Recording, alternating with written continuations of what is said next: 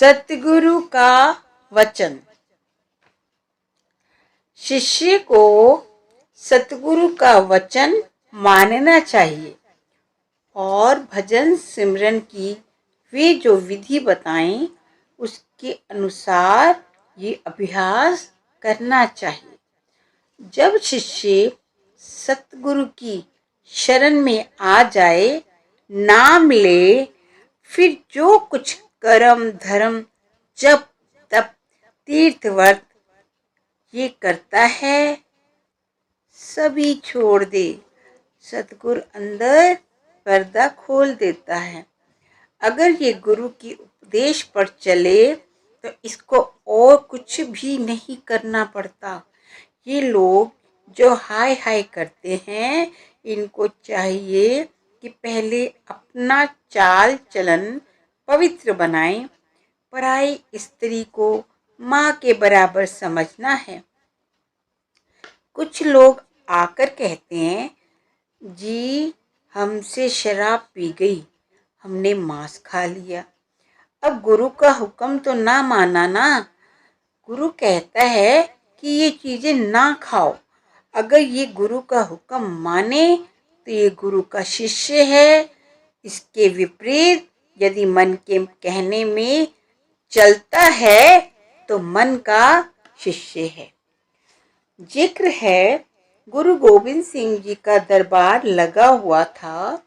शिष्यत्व के विषय पर चर्चा हो रही थी।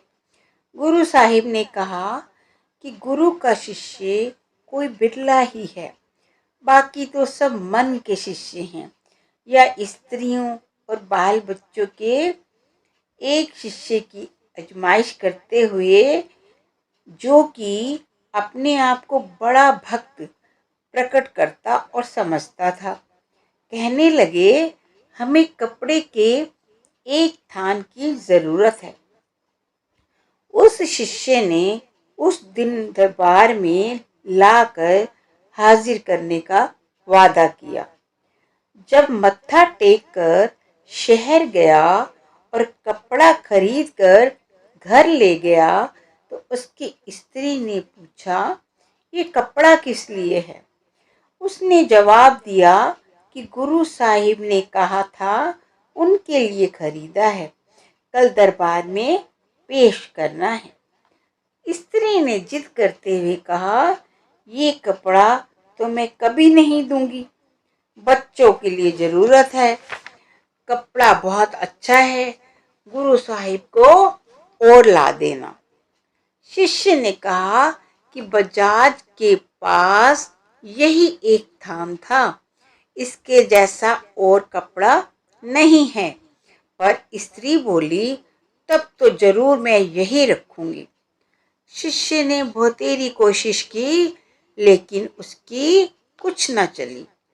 आखिर स्त्री ने ये कहकर मान लिया कि गुरु साहिब को क्या पता है, कल जब पूछेंगे तो कह देना कि अभी बाजार में कोई पसंद का कपड़ा नहीं मिला।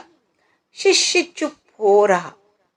दूसरे दिन जब दरबार में गया तो गुरु साहिब ने पूछा कि कपड़ा लाए हो? शिष्य ने कहा, जी नहीं, अभी नहीं मिला। उसकी स्त्री भी सत्संग में बैठी हुई थी, उठकर खड़ी हो गई और बगल में से थान निकालकर सामने रख दिया और कहा, हजूर ये आपका शिष्य नहीं बल्कि मेरा शिष्य है।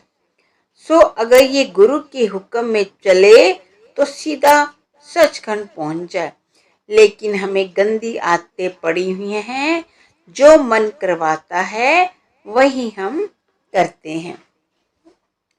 अब कहते हैं सतगुरु का सत्संग करके सूरत को उसके प्रेम के रंग में रंग लो तो सूरत स्वयं ही सच्चे विरह के द्वारा रूहानी मंजिलों पर चढ़ जाएगी। जब ये प्रेम के साथ गुरु का सत्संग करता है तब इसको गुरु के सिवाय और कुछ नहीं दिखाई देता और कोई चीज हृदय में समाते ही नहीं। ऐसे जीव दिन रात गुरु का ध्यान करते हैं। कबीर साहब फिर फरमाते हैं, निज मन तो नीचा किया, चरण कमल की ठोर, कहे कबीर गुरुदेव बिन नजर न